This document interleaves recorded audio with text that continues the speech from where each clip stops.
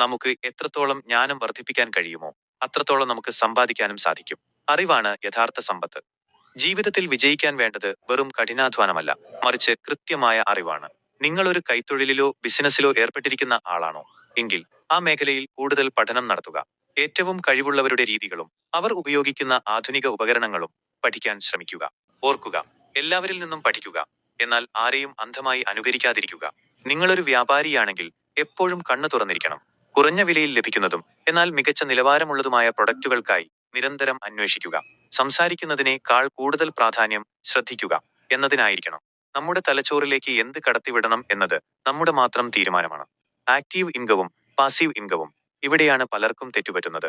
നിങ്ങൾ പണത്തിനു വേണ്ടി മാത്രം ജോലി ചെയ്യുമ്പോൾ ലഭിക്കുന്നതാണ് ആർജിത വരുമാനം അഥവാ ആക്റ്റീവ് ഇൻകം. എന്നാൽ ജീവിതം മാറി മറിയുന്നത് പാസീവ് അല്ലെങ്കിൽ പോർട്ട്ഫോളിയോ ഇൻകം തിരിച്ചറിയുമ്പോഴാണ്. അതായത് നിങ്ങൾ പണത്തിനു വേണ്ടി പണിയെടുക്കുന്നതിന് പകരം പണം നിങ്ങൾക്ക് വേണ്ടി പണിയെടുക്കുന്ന അവസ്ഥ. ഈ ചെറിയ വ്യത്യാസം തിരിച്ചറിഞ്ഞാൽ സാമ്പത്തിക വിജയം ഉറപ്പാണ്. പലരും കരുതുന്നത് നിക്ഷേപം വലിയ അപകടമാണ് എന്നാണ്. സത്യത്തിൽ എന്താണ് ചെയ്യുന്നത് എന്നതിനെക്കുറിച്ച് അറിവില്ലാതെ വരുമ്പോഴാണ് അത് അപകടകരമാകുന്നത്. പ്രൊഫഷണൽ നിക്ഷേപത്തെക്കുറിച്ച് പഠിക്കാത്തതാണ് യഥാർത്ഥ പ്രശ്നം. സാമ്പത്തിക ചരിത്രവും ബിസിനസ് ചരിത്രവും പഠിക്കുന്നത് എവിടെയാണ് തെറ്റുകൾ പറ്റുക എന്ന് മനസ്സിലാക്കാനും അമിത പ്രതീക്ഷകളെ നിയന്ത്രിക്കാനും സഹായിക്കും. അറിവുകൾ എവിടെ കണ്ടാലും അത് സ്വന്തമാക്കുക. വിജ്ഞാനം നമ്മുടെ കളഞ്ഞുപോയ സ്വത്താണ്. നമുക്ക് അറിയാവുന്ന കാര്യങ്ങളിൽ മാത്രം ശ്രദ്ധ കേന്ദ്രീകരിക്കാതെ അറിയാത്ത കാര്യങ്ങളെ കൂടി മനസ്സിലാക്കാൻ ശ്രമിക്കുമ്പോഴാണ് യഥാർത്ഥ വളർച്ച ഉണ്ടാകുന്നത്. കൂടുതൽ സാമ്പത്തിക അറിവുകൾക്കായി ഈ ചാനൽ സബ്സ്ക്രൈബ് ചെയ്യാം.